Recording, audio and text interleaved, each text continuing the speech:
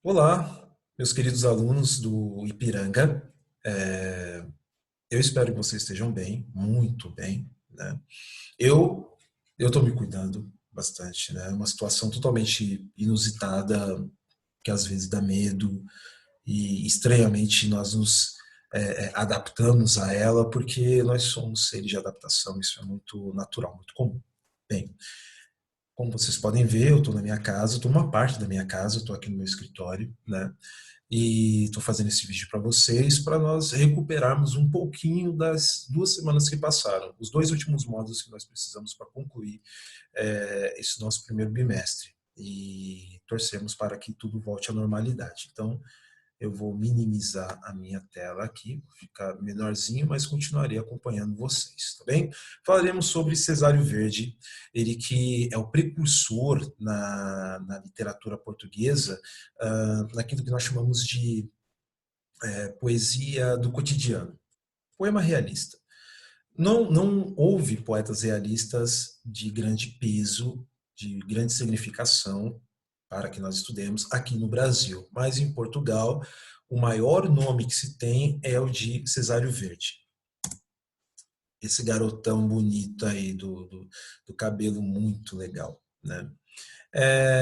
Como vocês podem ver, ele nasceu em 55, faleceu em 86, ele tinha 31 anos e foi acometido de tuberculose. Era isso que acontecia com muitos poetas da época. Não, diferente dos românticos, ele não queria morrer, né? Não tem nada a ver. O fato é que era uma doença recorrente da época, não havia tratamento para tuberculose, mas isso é uma outra história, tá bem? Vamos lá. Este poema que eu deixei aqui para vocês é o que está para análise na apostila, né, no módulo 14. Sentimento de um ocidental, ele sendo ocidental. Nas nossas ruas ao anoitecer, a tal soturnidade, a tal melancolia, que as sombras, o buíço, o tejo, a maresia, despertam-me um desejo absurdo de sofrer. O que ele traz para a gente aqui? A ideia de que o externo, ou seja, o ambiente externo, influencia muito para o subjetivo, para aquilo que é interno, aquilo que está dentro do eu, né?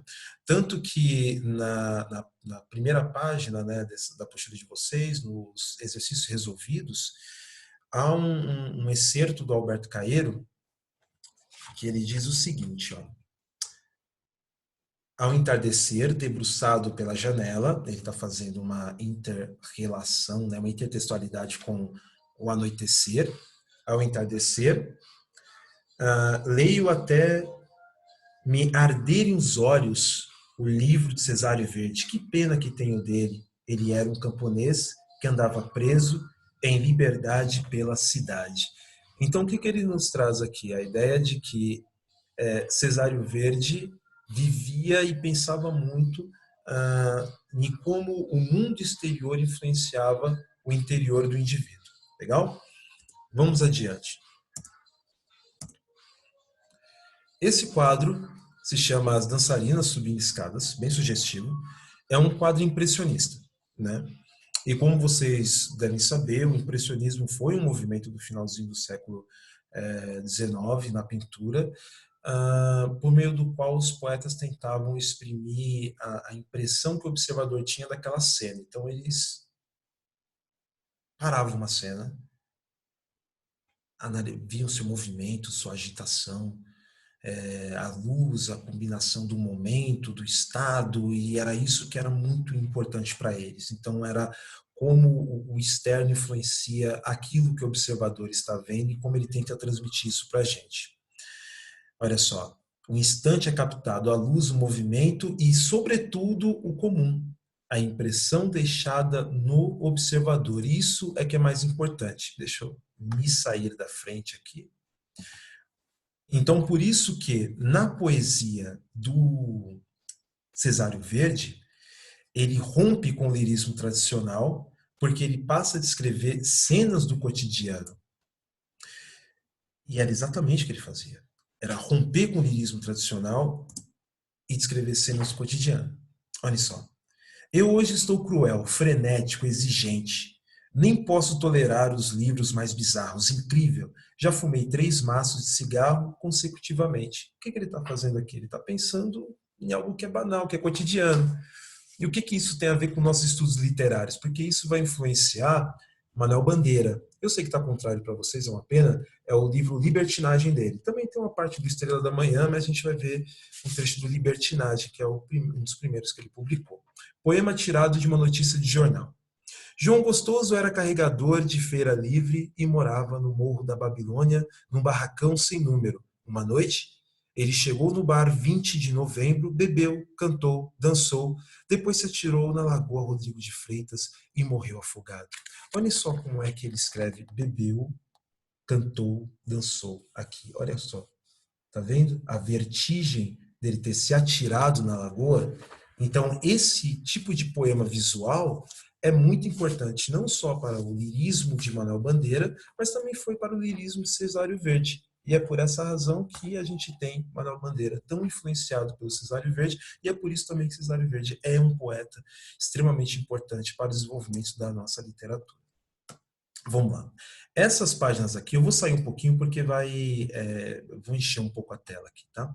Essa parte aqui que vocês estão vendo tá na apostila de vocês. Começa com Aves Marias, é aquela que está no primeiro slide que eu deixei também. E as Aves Marias, para quem não sabe, são as primeiras orações que se fazem ao entardecer. Por isso a brincadeira do Alberto Caeiro, ao entardecer e não ao anoitecer, enfim, fazendo essa intertextualidade. São os primeiros versos, as primeiras orações que se fazem ao entardecer. Tudo bem? Então é isso que ele está clamando, poeta.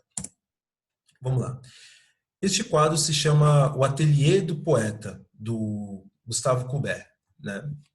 E Courbet é um pintor mais tido para o realismo. O que eu quero que vocês vejam é o seguinte: o pintor ao centro, inspirado pela arte, pela beleza e também pela ingenuidade, está totalmente absorto das camadas mais populares da população, da sociedade, e também dos nobres da sociedade, enfim, ele está totalmente alheio à sociedade e pintando algo que é totalmente contrário àquela agitação, aquele movimento que acontece ao redor dele.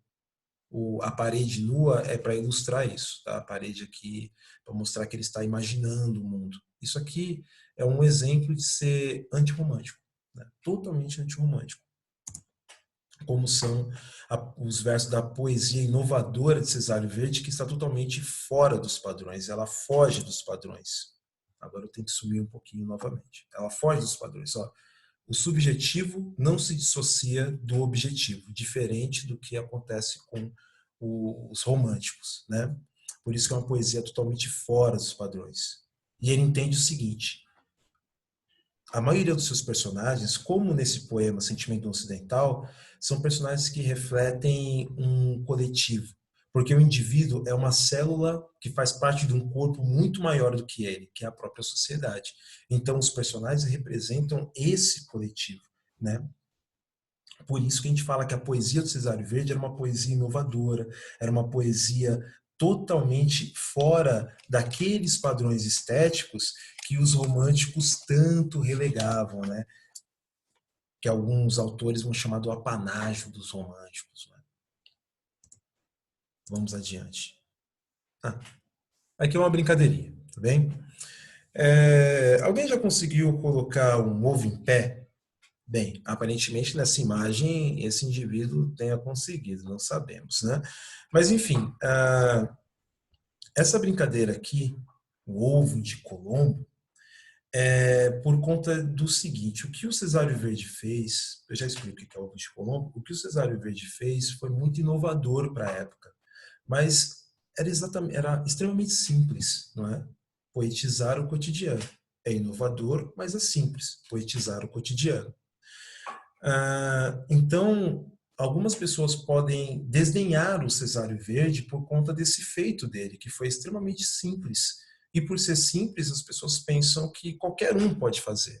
Mas assim como Cristóvão Colombo pôde provar que era excepcional aquilo que ele tinha feito, que era criar uma nova rota, né? Descobrir e perceber uma nova rota para um novo mundo, o que Cesário Verde fez foi iniciar uma coisa nova.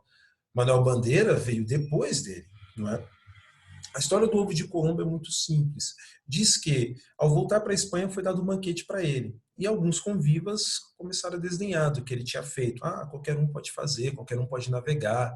Então ele propôs um desafio. Quem é capaz de colocar esse ovo aqui de pé? As pessoas não conseguiram, então ele pegou aquele ovo e bateu contra a mesa, criando uma lasquinha em uma das suas extremidades, diferente dessa imagem aqui, que está o ovo perfeito, enfim, é uma outra situação. Ele criou uma lasquinha e o ovo ficou em pé e disse: olha, agora vocês podem copiar. Entenderam? Quem começa, quem tem a ideia, é extremamente importante. Cesário Verde poetizou o prosaico, o cotidiano, aparentemente sem elevação, aparentemente sem importância. Ele foge da pieguice romântica, perdão, mas não é numa sede de revolução. Isso vem depois, né? Isso vem muito depois. Não vem nem em Cesário Verde. Então, Cesário Verde não buscava uma agitação social, uma comoção social. Ele escrevia sobre os miseráveis, mas ele buscava mais fugir da pieguice romântica. E essa é uma frase muito importante dele. A mim, o que me rodeia é o que me preocupa. E eu vou usar um outro poeta como exemplo para a gente encerrar nossa aula. É o Solano Trindade, é tido como poeta marginal. Ele que era carioca, mas viveu muitos anos aqui em São Paulo, escreveu o seguinte. Na Lapa, ele está escrevendo sobre o Rio de Janeiro. Ó. Rio meu de muito tempo, já muito tenho sofrido e muito tenho gozado. Na Lapa, nunca fiz ponto, não fiz ponto no Leblon. As operárias têxteis, coitadas, vestem tão mal o tecido que elas tecem, não é delas, é do patrão. Elas andam no meu trem tão de noite, que o poeta pode vê-las cansadas de trabalhar. Então, esse tipo de poesia aqui veio depois de Cesário Verde, depois do que Cesário Verde criou. Ok? Bem, espero que tenha sido significativa essa aula para vocês, tenha sido importante. E, enfim, nós vamos ver muito em breve, muito logo. Abraço.